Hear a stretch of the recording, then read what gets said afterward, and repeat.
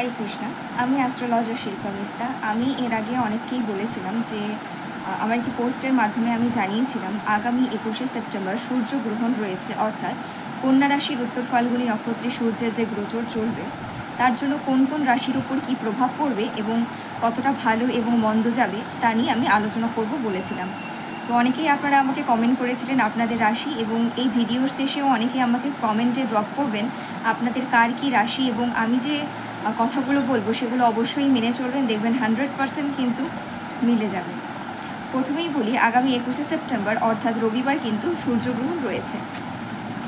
প্রথমেই যে রাশিগুলোর উপরে এর খারাপ প্রভাব পড়তে পারে সেগুলো কি কি? কুম্ভ রাশি। আমরা কিন্তু অনেকেই জানি যে কুম্ভ, মীন এবং মেষের যে 7.5-এর একটা প্রভাব বা ঢাইয়া পনতি, এই যে বিষয়গুলো আমরা মার্চের 7 তারিখে যে বিষয়গুলো জেনেছিলাম, সবাই মিলে প্যানিক করছিলাম আমরা যে 7.5 শুরু হয়ে গেছে, এই হচ্ছে। তো আবারও বলবো যে কুম্ভ রাশির উপরে কিন্তু একটু খারাপ প্রভাব পড়বে। কুম্ভ রাশির শরীর স্বাস্থ্য, কুম্ভ রাশি জাতক জাতিকাদের শরীর স্বাস্থ্যের অবনতি হবে এবং বিবাহিত জীবনে সমস্যা বাড়বে, মায়ের সাথে সমস্যা বাড়বে এবং ব্যয় কিন্তু বাড়বে। তাই অবশ্যই যতদিন না গোচরটা কমপ্লিট হচ্ছে ততদিন পর্যন্ত কিন্তু একটু ধৈর্য ধরে থাকতে হবে, এবং যে প্রবলেমসগুলো হবে সেগুলোকে উপেক্ষা করলে হবে না, সেগুলোর যথাযথ কেয়ার করা কিন্তু মাস্ট। এবার বলবো তুলা রাশি। তুলা রাশির কিন্তু পথ দুর্ঘটনা হওয়ার সম্ভাবনা রয়েছে এবং বাবার স্বাস্থ্যহানি হতে পারে, বাবার সাথে সম্পর্ক খারাপ হতে পারে। একটু দেখে শুনে চলবেন যেন যে ক্ষতিগুলো আমি অ্যাডভান্সে বলছি সেগুলো যেন পরবর্তীতে গিয়ে না হয়, বা সতর্ক থাকলে যেন আমরা যেমন জানি যে আগামীতে কি হবে তার জন্য যদি আমরা এখন থেকে সতর্ক থাকি তবে কিন্তু অনেকটাই প্রবলেমসগুলোকে কমানো যায়। এবার বলবো বৃষ, সিংহ এবং কন্যা রাশির কিন্তু স্বাস্থ্য তেমন একটা ভালো যাবে না এবং মানসিক চিন্তা বাড়বে।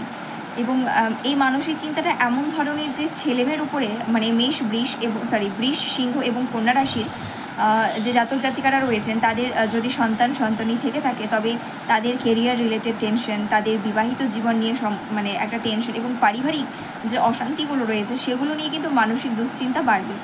এবং মেষ, মকর ও মীন রাশির কিন্তু রাজযোগ শুরু হবে, অর্থাৎ সর্বাধিক ভালো হবে, সমস্ত রকমের ভালো হবে। আর্থিক, তারপরে কেরিয়ারের যত রকমের প্রবলেমস, মানিটারি প্রবলেমস, কেরিয়ার যত প্রবলেম, চাকরিতে বাধা যারা ছিল, যারা এতদিন থেকে চাকরি পাচ্ছিল না বা যে প্রবলেমসগুলো হচ্ছিল তাদের কিন্তু অনেকাংশে পজিটিভ রেজাল্ট আসার চান্সেস কিন্তু রয়েছে।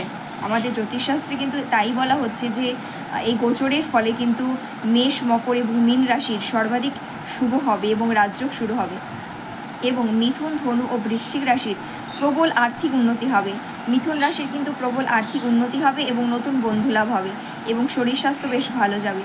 ধনু রাশির একটু ব্যয় হতে পারে, বাকি সর্বাধিক ভালোই হবে এবং প্রচুর অপরচুনিটিস আসবে। যারা জব নিয়ে ভাবছেন তাদের জন্য কিন্তু প্রচুর অপরচুনিটিস আসবে। আমি যে রাশিগুলোর কথা বললাম, এবং কর্কট রাশির কিন্তু মানসিক দুশ্চিন্তা একটু হলেও বাড়বে এবং শরীর স্বাস্থ্য ভালো যাবে। আমি যে রাশিগুলোর কথা বললাম আপনারা মিলিয়ে দেখবেন যে আগামী গোচর পর্যন্ত আপনাদের কতটা মিলে যাচ্ছে, বা কোনো কিছু সতর্কবার্তা অবশ্যই আপনারা মেনে চলবেন। এবং যে রিমেডি আমি বলছি প্রত্যেকের জন্য, প্রত্যেক রাশির জন্য, 12টা রাশির জন্যই আমি বলছি, প্রত্যেকেই এই কয়েকদিন শরীর স্বাস্থ্য ভালো যাবে, সব কিছু ভালো হবে।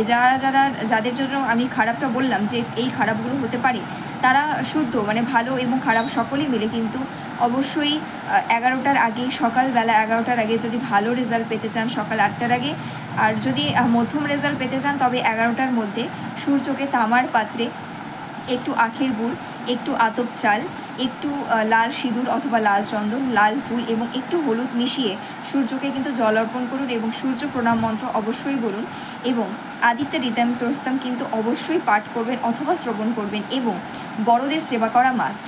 কালো কুকুরকে খাওয়ান এবং মাছকে, কোনো জমা জলে থাকা মাছকে বা কোনো পুকুরের মাছকে আটার রুটি বানিয়ে খাওয়ান। এতে করে কিন্তু অনেকটাই লাভ হবে এবং অনেকটাই দুর্ভাগ্য যাদের আমি বলেছি আসতে চলেছে সেগুলো কিন্তু কেটে যাবে, মন্দাপাপ কেটে যাবে এবং অবশ্যই কিন্তু ভালো হবে।